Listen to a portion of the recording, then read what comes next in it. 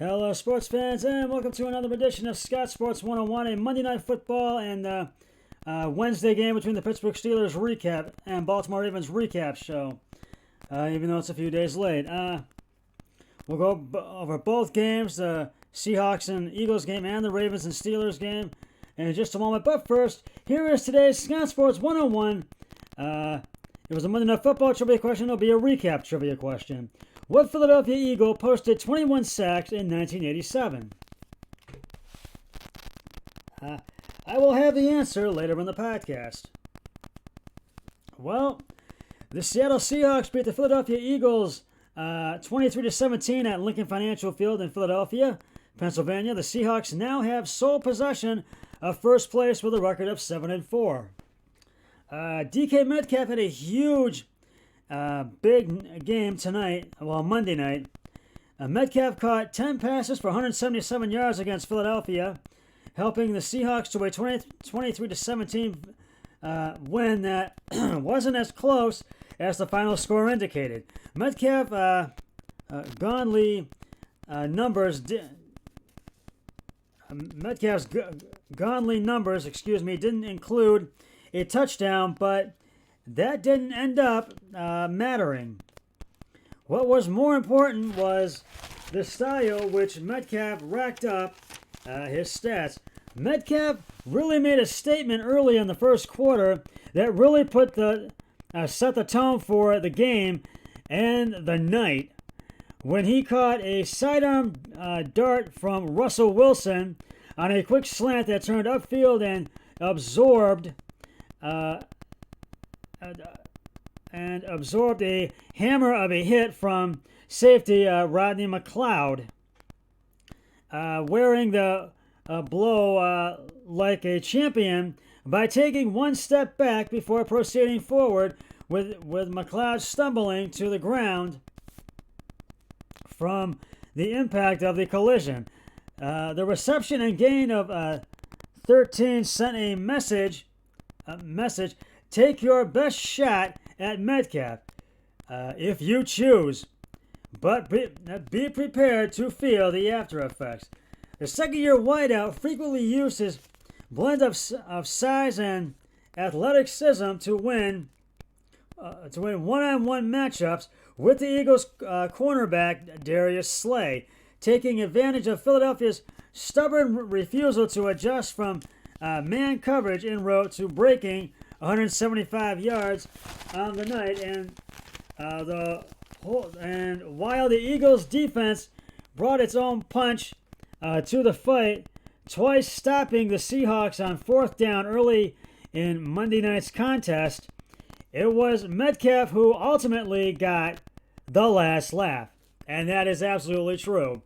The Eagles have lost 3 in a row with the offense failing to touch 20 points in each of them. Wentz's start was dreadful, with a trio of incompletions to open the game, and the first of 3 consecutive 3-and-outs. Hurts made a cameo and was 1 for 1 for 6 yards. He wasn't even bestowed a full drive to show what could come to be. At one point, he and Wentz were each in the huddle together, and a timeout was taken, and confusion seemingly rang out. It's difficult to defend Wentz, whose final stats were 25 of 45, 215 yards, 2 TDs, no interceptions, 73.8 rating, actually paint a better picture than how ugly his was. He was sacked 6 times and rushed for a team-high 42 of the Eagles' 70 rushing yards. For all of Wentz's trials, the Eagles' offensive hopes still rest securely upon his shoulders. The Wentz of past seasons seems nowhere to be found.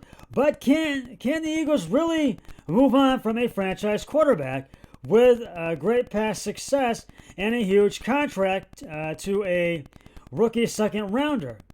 It's a question likely the Eagles likely don't want to answer. Excuse me, but it's one they'll need to make.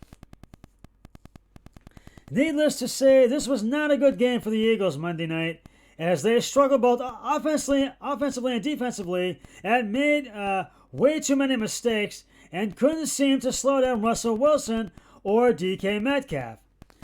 The Seahawks really made a statement in this game, and it was just really DK Metcalf's night. He just really had a breakout night and really made a statement in this game. And needless to say, the Seahawks got the win, 23-17, and this game was not as close as the final score indicated, as I mentioned. And I have to give the game balls to the Seahawks, where credit is due. Russell Wilson, 22 of 31 carries and attempts, 230 yards, 1 touchdown, and no interceptions. 6 carries and 21 yards on the rushing end of the ball. And DK Metcalf, 10 receptions, 177 yards, no touchdowns, no interceptions. But this was just one of those games where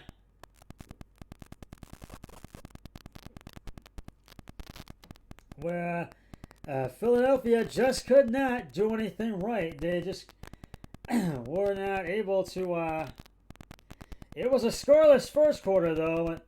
The Seahawks scored 2 touchdowns in the second quarter, and it was the Eagles that scored 1 touchdown in the second quarter. It was 14-6 at the break, and the Eagles just had their problems all night, but they had chances but couldn't take advantage of it. The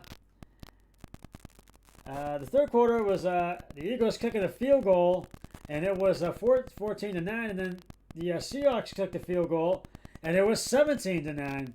And then fourth quarter, it was just 2 more Seahawks field goals, and that made it 20. First one was made at 20-9. The second field goal made it 23-9, and the Eagles did score 1 more touchdown, and that was the final score, 23-17. The Eagles fell to 3-7-1, and the Seahawks go to 8-3. Excuse me, I made a mistake on that. And they have sole possession of first place in the NFC West. And Philly will have to regroup, as they will take on the Green Bay Packers, and Seattle will take on New York on Sunday this week. So Philly will have to regroup and see if they can beat the Packers, and Seattle hopes to continue their win streak. I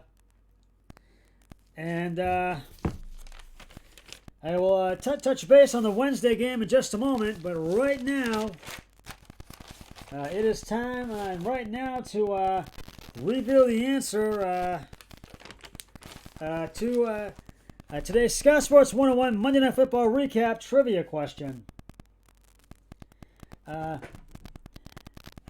What Philadelphia Eagle posted 21 sacks in 1987? And if you said the late, great Reggie White, you are correct. In 1987, Reggie White earned Defensive Player of the Year honors by posting 21 sacks in just 12 games. And I will have another trivia question on my next podcast, so stay tuned for that. The Pittsburgh Steelers remain undefeated as they went to 11-0 as they beat the Baltimore Ravens 19-14 at Heinz Field in Pittsburgh, Pennsylvania. This was one of those games where this game was played Wednesday instead of Tuesday. It was supposed to play on Sunday, then could play it on Sunday or Tuesday because of the Ravens had players that tested positive for COVID-19. So, and the Ravens have been slipping lately. They fell to 6-5. First quarter, the Pittsburgh scored their first touchdown, and it was a intercepted pass, and then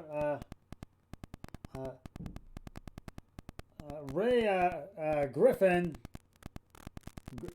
was a pass shot right intended for him, and it was intercepted by James Harden, and then Harden had a 14-yard touchdown, and it was 6-0 Pittsburgh because the extra point was no good. And then the Ravens scored their first touchdown, and Tucker's extra point was good, and it was 7-6 Ravens at the end of the first quarter. In the second quarter of the game, the Steelers had 2 field goals. The first one was good. It was 9-7 Pittsburgh, and then they scored another one as they got the ball back after the Ravens went 3 and out. It was 12-7 at halftime, and then it was a scoreless third quarter. Then in the fourth, the Pittsburgh Steelers scored another touchdown, and it was 19-17.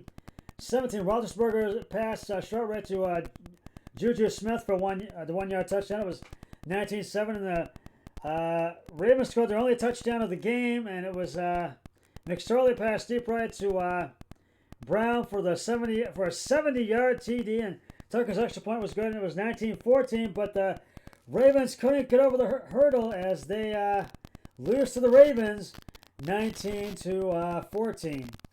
And I got to give the game balls to the Pittsburgh Steelers. Ben Roethlisberger, 36 of 51 carries and attempts, 266 yards, 1 touchdown, 1 interception.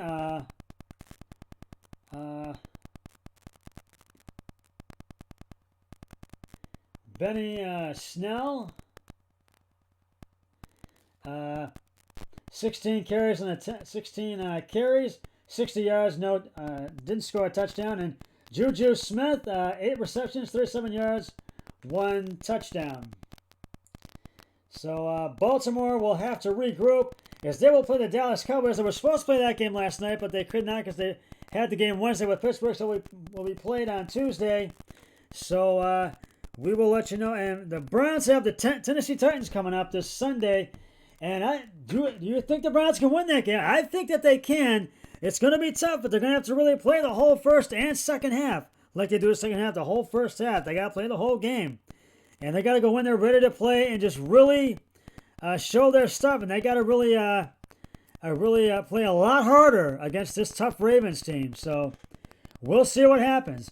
That's just about going to wrap it up for the Scott Sports 101 Monday Night Football and Wednesday afternoon Ravens Steelers recap game. Recap show. I'll be back on Sunday with the Scott Sports 101 Browns New the Game pregame show. But until then, always remember to be a team player each and every day, every way possible. So long, everybody. 3, 2, 1. I'm done.